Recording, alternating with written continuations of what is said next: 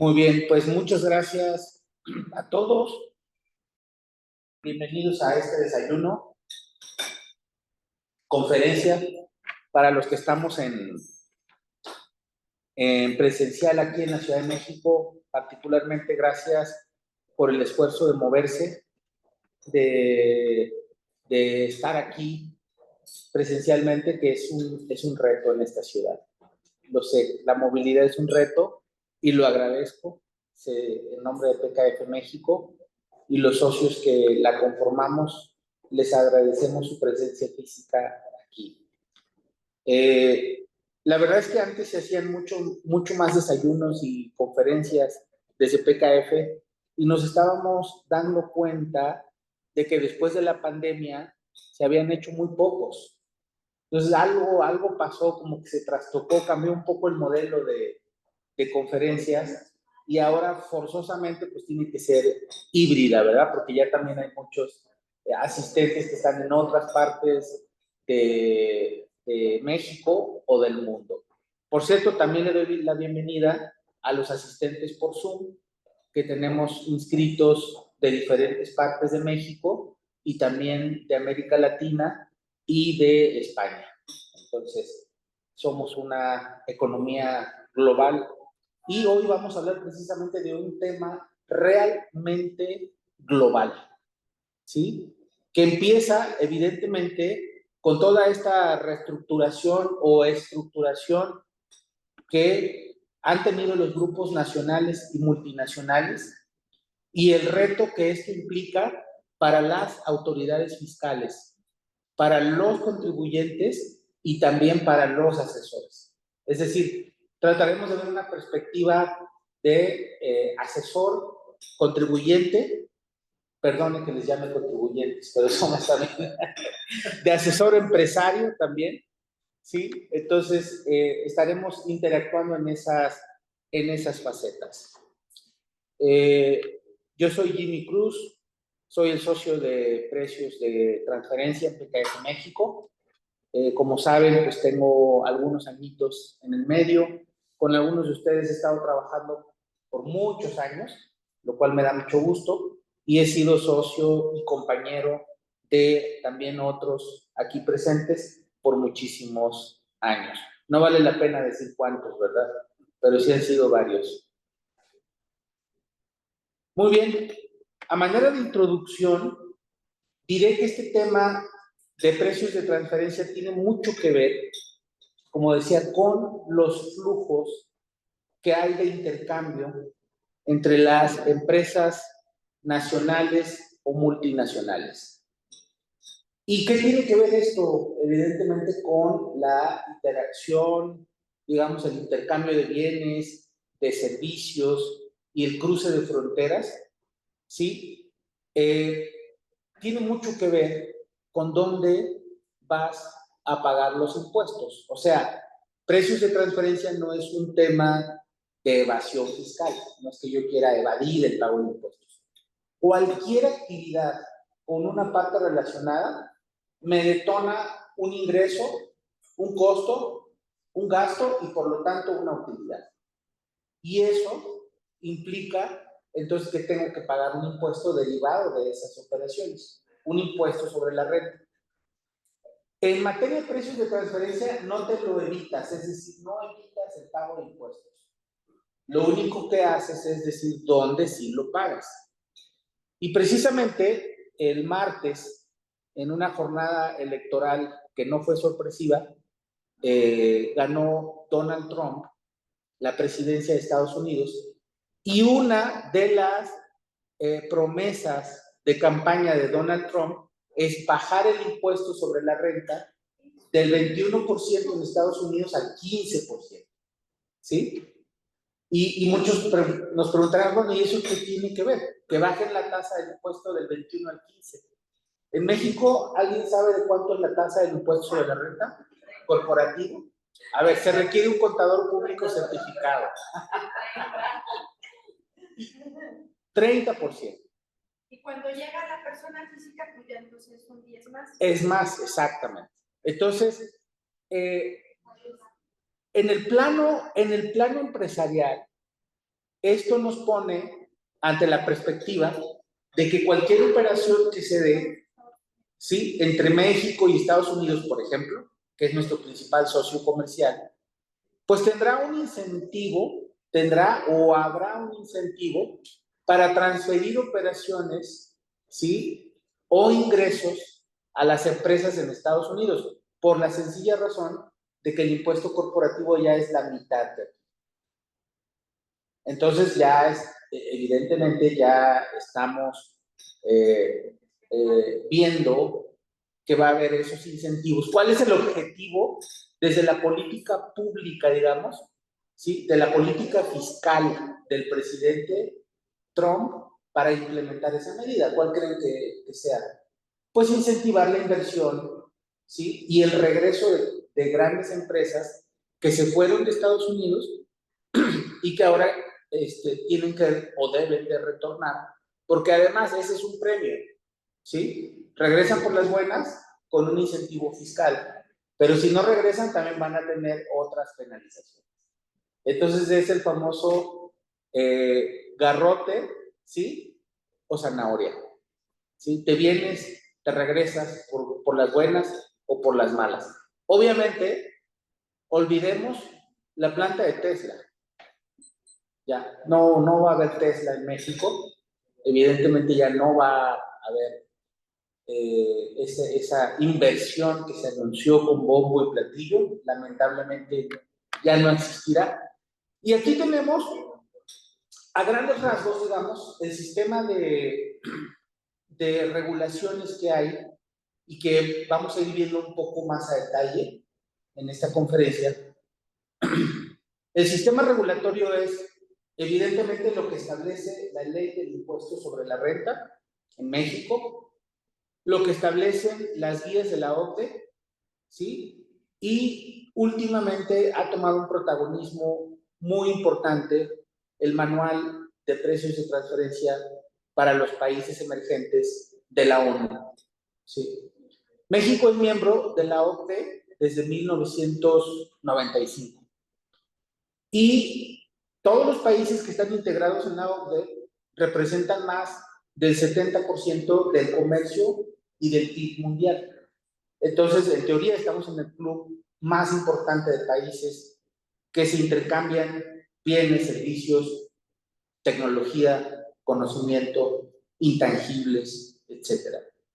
Y la OCDE tiene algo que se denomina las famosas guías de precios de transferencia de la OCDE, que yo siempre he dicho que son como el Evangelio, ¿verdad? Es nuestra Biblia. Siempre debe de tener un experto en precios de transferencia, siempre debe de tener sus guías, porque establece el marco normativo regulatorio más importante y que es lenguaje común para todos los países y que todos lo aceptan además.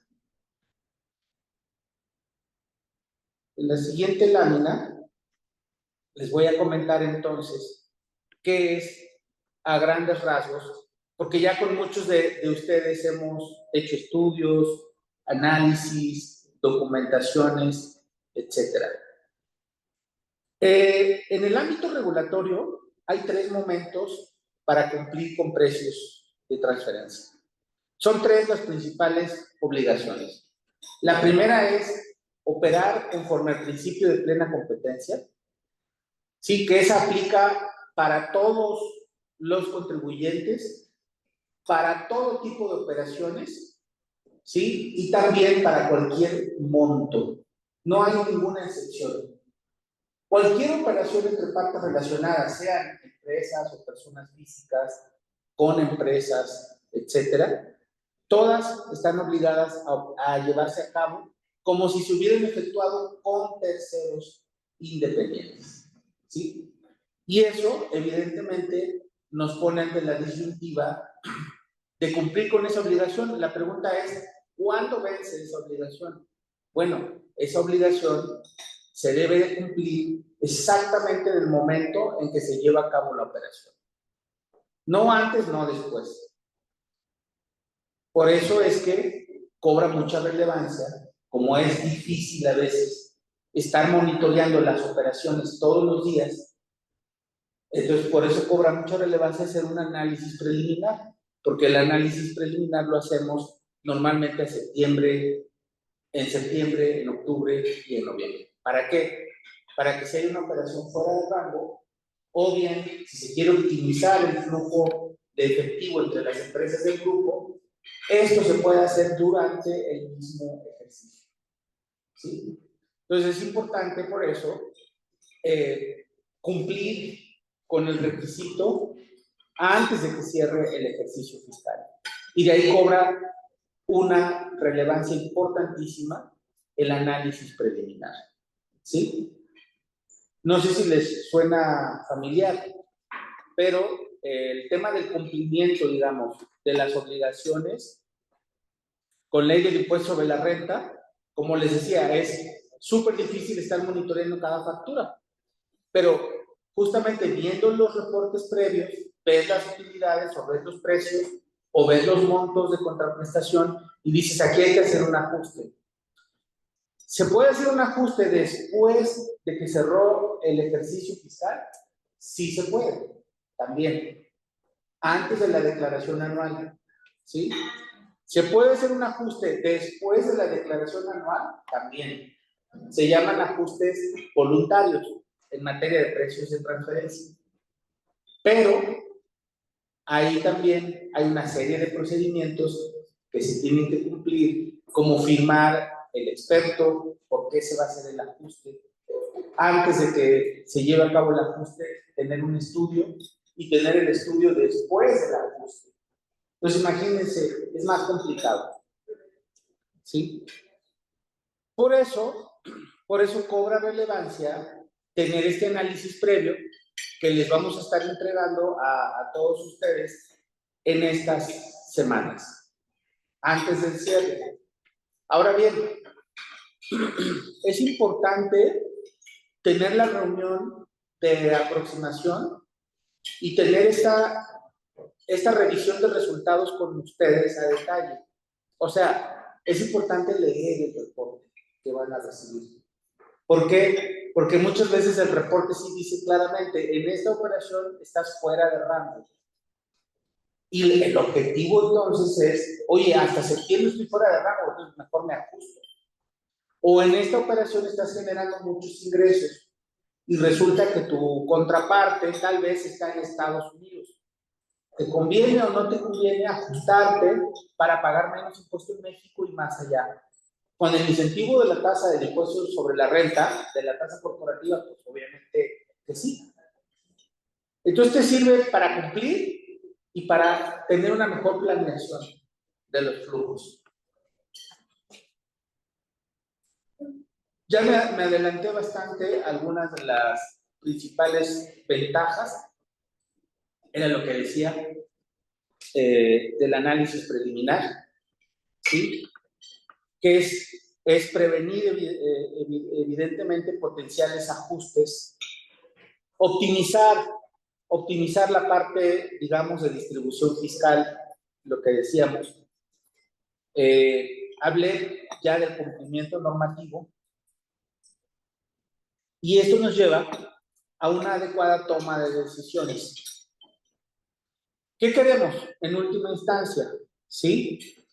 Fomentar la eficiencia operativa, ¿sí? Prevenir auditorías en la medida de lo posible, o que si llega a una auditoría, un requerimiento de parte de la autoridad fiscal, se pueda responder de inmediato. Porque si llega un requerimiento de precios de transferencia de parte de la autoridad fiscal, solo te dan 10 días para responder. En 10 días, créanme, no se hace un buen estudio, ni un buen análisis. Tal vez ni se alcanza a recopilar toda la información bien. Entonces es mejor ir haciendo esto con tiempo. Por eso el plan de trabajo estándar que tenemos nos impulsa o nos, digamos, sugerimos que empecemos a trabajar en el mes de septiembre, terminemos el preliminar en octubre y noviembre y que el reporte final lo retomemos en enero para poder, con cifras finales o cifras al cierre, emitir un estudio definitivo en marzo. ¿Sí? el 31 de marzo a más tardar, que es cuando vencen todas las obligaciones fiscales de los contribuyentes.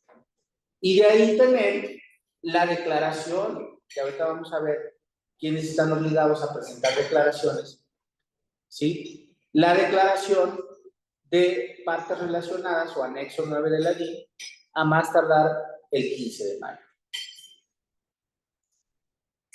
Esto es desde la planeación de trabajo estándar, obviamente, ¿no? ¿Cómo cumplimos con este ciclo? ¿Cómo tratamos desde PKF México de cumplir con este ciclo? Pues obviamente hacemos el envío del cuestionario de análisis funcional, ¿sí? Para identificar las operaciones, y se hacen o se deberían de hacer las entrevistas para aclaración de dudas, ¿sí? Y realizamos el análisis económico como tal, que consiste fundamentalmente en la actualización de los análisis como tal, de la metodología que está establecida en ley. No es mi objetivo aburrirlos en esta presentación con la metodología, pero diré rápidamente que hay 3 métodos prioritarios establecidos en la ley, que es el método de precio comparable no controlado, el método de precio de reventa y el método de costo adicional. Son los 3 más importantes, los prioritarios. El comparable no controlado es si tienes una operación con un tercero. Con una parte relacionada y con un tercero, lo que te dice la ley es que tienes que usar ese método de preferencia, ¿sí? Y verificar si estás operando igual con terceros que con partes relacionadas.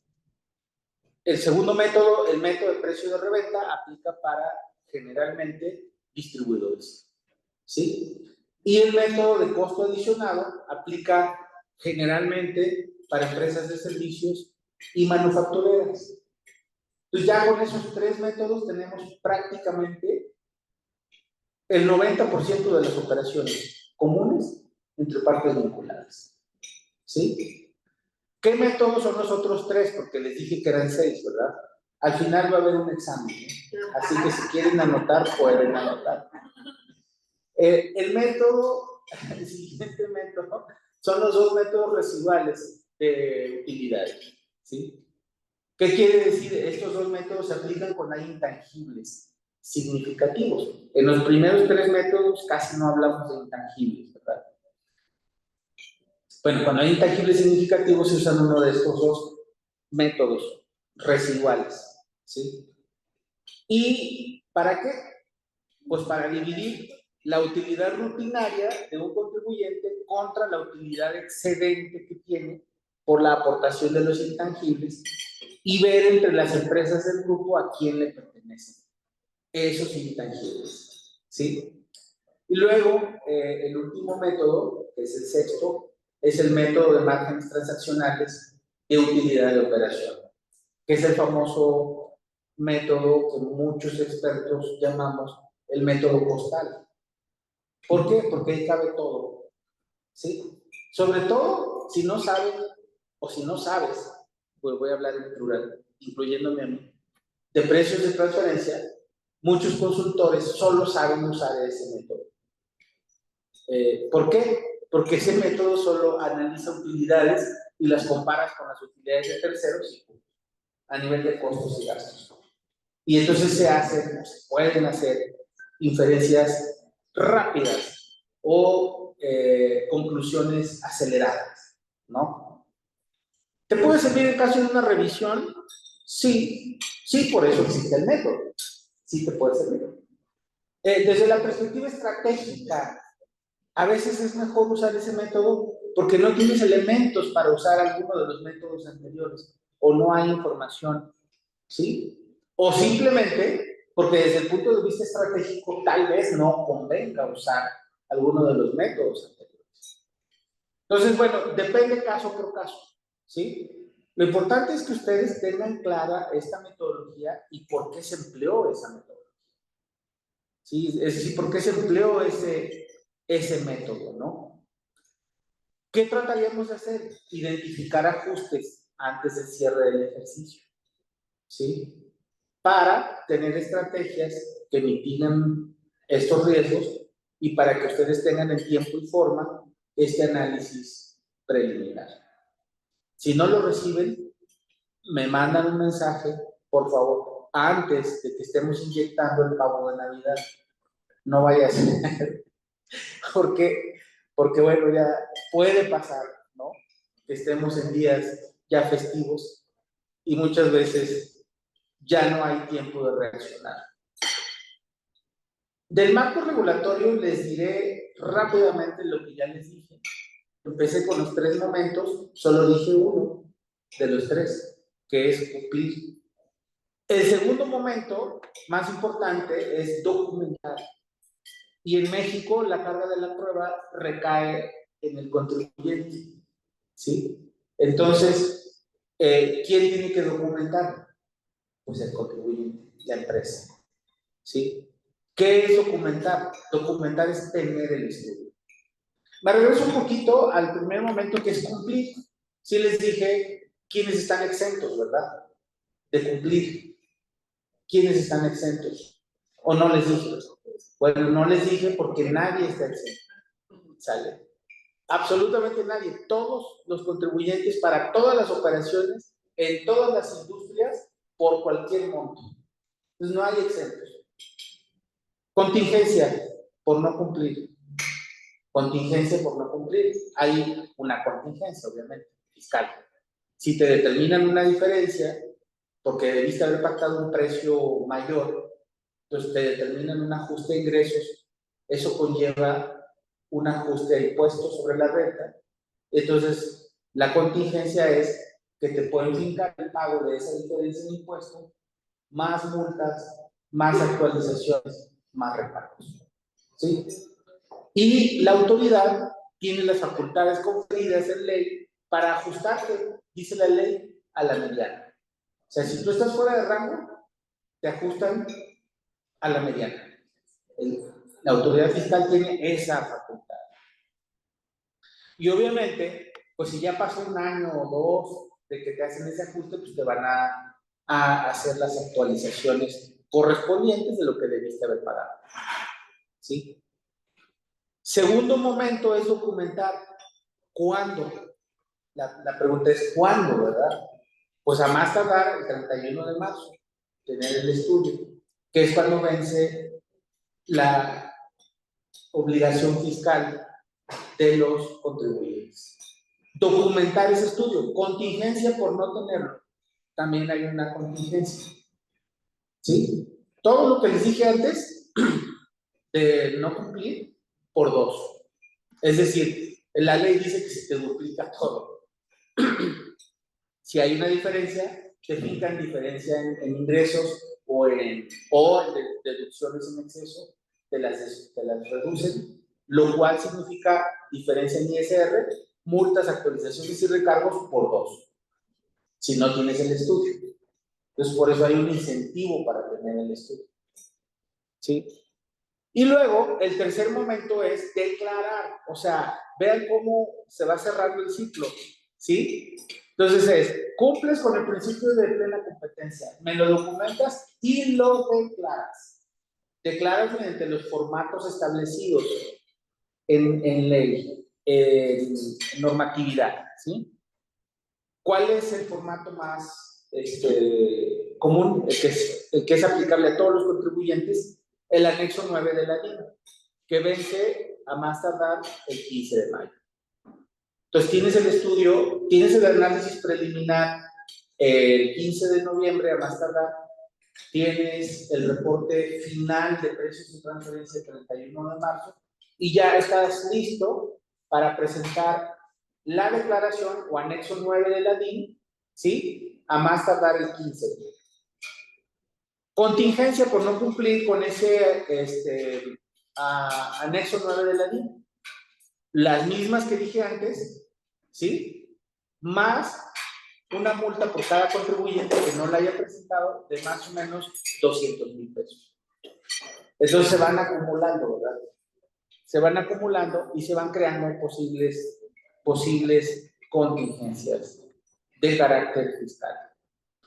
Bueno, como no es mi objetivo aquí hacerle el trabajo al SAT, obviamente nada más diré aquí rápidamente los artículos que están ahí en la pantalla para cumplir, bueno, para que vean que no me lo inventé, es el artículo 76, fracción 9, ¿sí? Para documentar es el artículo 76, también la fracción 9 de la ley del impuesto sobre la renta y los apartados indicados en la resolución miscelánea y también algunas otras disposiciones.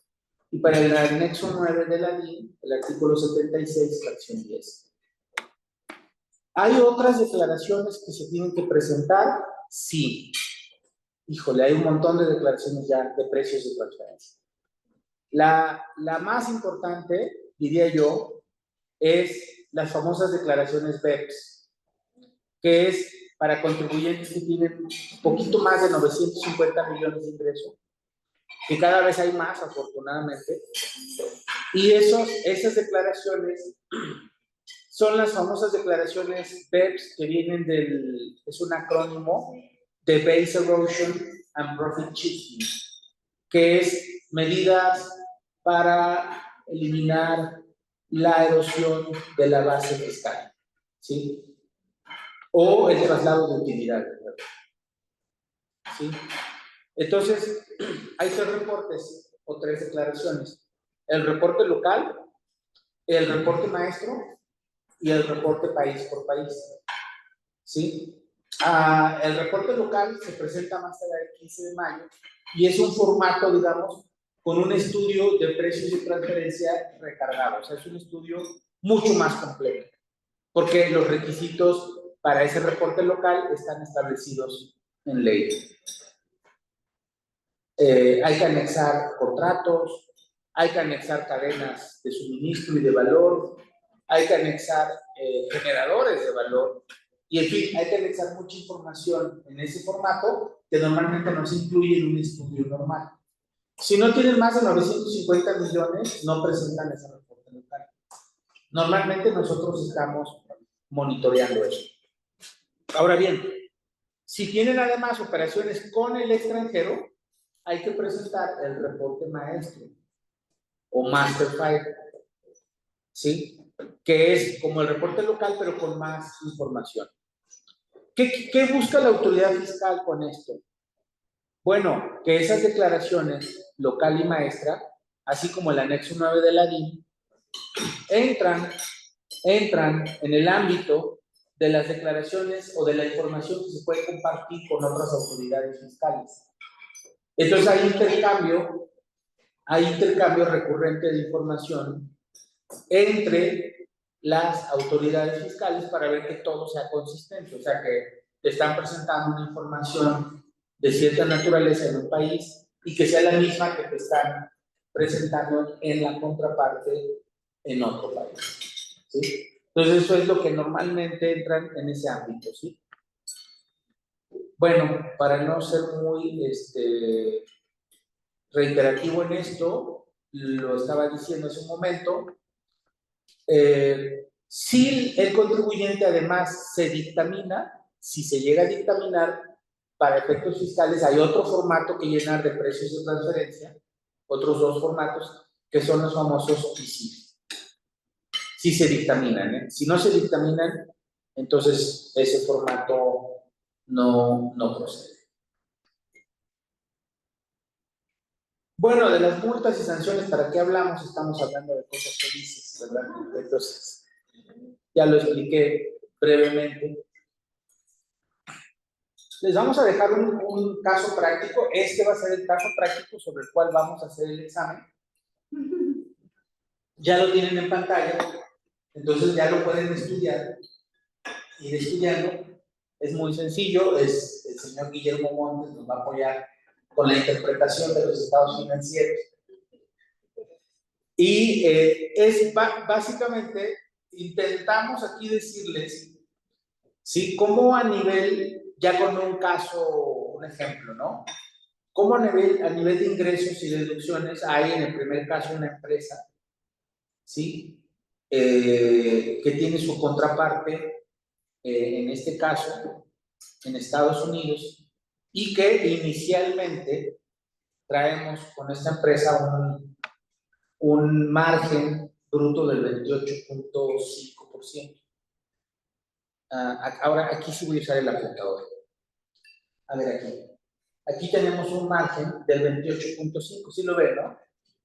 Lo malo con estas pantallas es que no opera. Bueno, sí ven el 28.5, ¿verdad? Ahí está. Es el primer caso. Pero llega el asesor y te dice, no, lo que pasa es que los márgenes, el rango intercuartil de márgenes brutos va del 29.65 al 38. Entonces, ¿cuál es la conclusión? Estás debajo de rango, ¿sí? Como estás debajo de rango, entonces te tienes que ajustar. Como la operación aquí, intercompañía, ¿sí? En Comento, es una compra de inventario. Entonces, ¿qué tienes que ajustar? El costo de ventas. O sea, tienes que ajustar tu costo. ¿Qué tienes que hacer? Disminuirlo.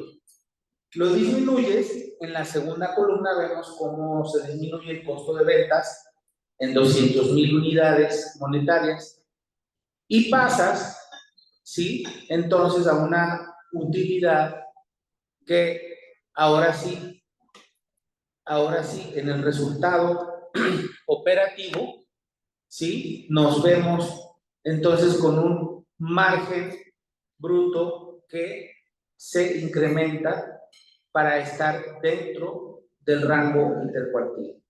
¿A cuánto se ajusta el margen bruto? Con este movimiento, pues se ajusta al 34.30%. ¿Sí lo ven? Aquí. Ese 34.30% sí está dentro del rango. Entonces, ¿qué opera? Una disminución en el costo de ventas. ¿Cómo se hace esa disminución en el costo de ventas? Bueno, pues hay varios mecanismos. Sí, para hacer el ajuste, como decía, depende cuándo lo quieras hacer. ¿Sí? Depende también cuándo lo quieras realizar. ¿Antes del cierre o después del cierre fiscal? ¿Sí? Después del 31 de diciembre. Hay una serie de requisitos para hacerlo. Establecidos también en resolución miscelánea, que es muy consistente con lo que dice el tratado. El tratado en este caso con Estados Unidos, ¿verdad? Entonces ajustamos aquí el resultado de la empresa analizada a la mediana del rango intercuartil. Listo. Ya, no va a haber problemas. Le cumplimos con lo que establece en ley del impuesto sobre la renta, que es que estés dentro de este rango. Preferiblemente dentro de la, digamos, o cerca de la mediana. Muy bien.